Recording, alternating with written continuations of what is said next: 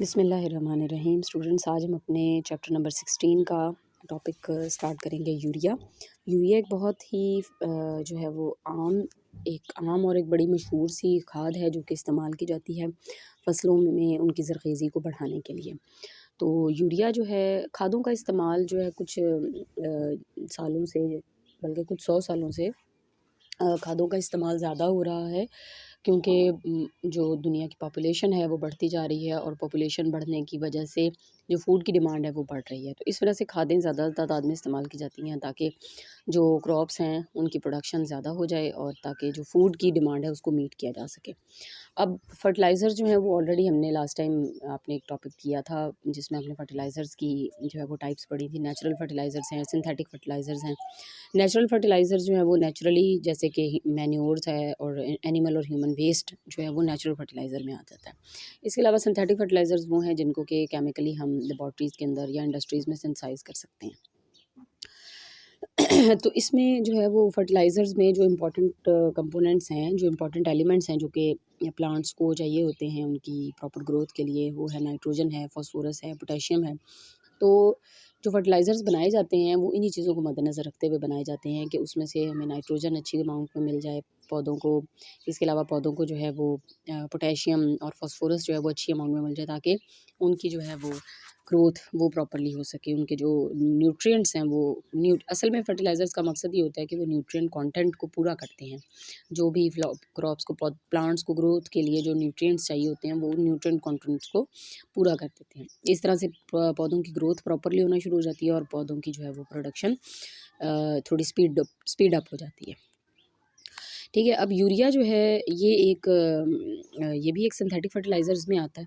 ठीक है, इसमें हमें जो है वो एक रॉ मटेरियल्स जो चाहिए होती हैं इसकी मैन्युफैक्चरिंग के लिए, वो आप देख सकते हैं कि इसमें हमें अमोनिया चाहिए और कार्बन डाइऑक्साइड चाहिए। और सिंपल अमोनिया और कार्बन डाइऑक्साइड में रिएक्शन होता है और इससे बनता है अमोनियम कार्बामेट। ये NH2COONH4 is the formula of ammonium carbamate. Ammonium carbamate जो है उसकी डिस्टिलेशन की जाती है और उसकी डिस्टिलेशन से जो है ये आपको नज़र आ रहा है यूरिया जो है वो प्रोड्यूस हो गया, NH2C डबल बॉन्ड NH2। ठीक है, और इसके बाद जब ये बन जाता है तो ये लिक्विड फॉर्म में होता है। ठीक है, डेफिनेटली इसके अंदर वाटर भी शामिल होता है। तो इसकी इवेपोरेशन की जाती है। इवेपोरेशन करने के बाद वो सॉलिडिफाई हो जाता है। फिर उसको प्रिलिंग सेक्शन में भेजा जाता है। प्रिल्स बनाई जाती हैं उसकी। प्रिल्स कहते हैं छोटे छोटे दानों को, यानी मटर के दाने के साइज़ के बराबर उसके दाने बनाए जाते हैं या उससे भी स्मॉलर साइज़ के दाने बनाए जाते हैं। तो फिर ये यूरिया जो है वो कंप्लीट हो जाता है। उसके बाद उसे जो है वो पैकेजिंग सेक्शन में भेज दिया जाता है। ये आप इसकी फ्लो शीट डायग्राम देख सकते हैं।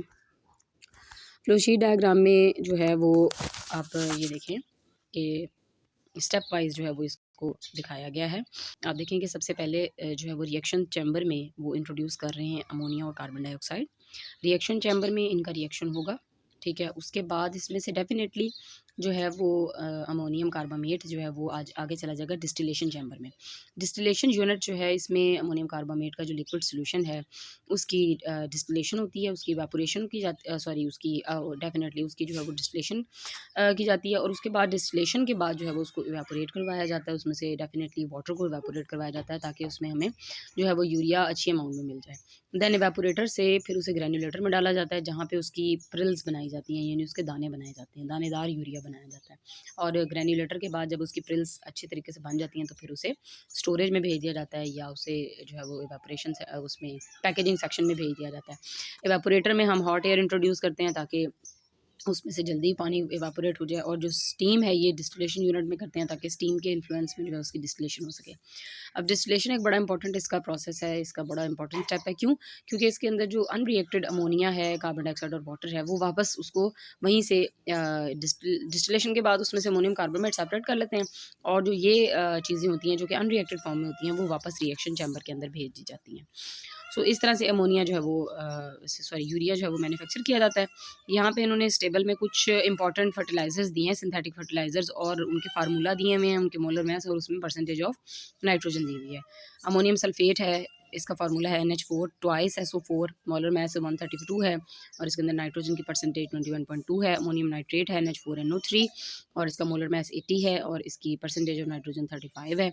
इसी तरह यूरिया जो है वो NH2CONH2 है और इसका मोलर मास 60 है और इसकी जो परसेंटेज है वो 46.6% है नाइट्रोजन की।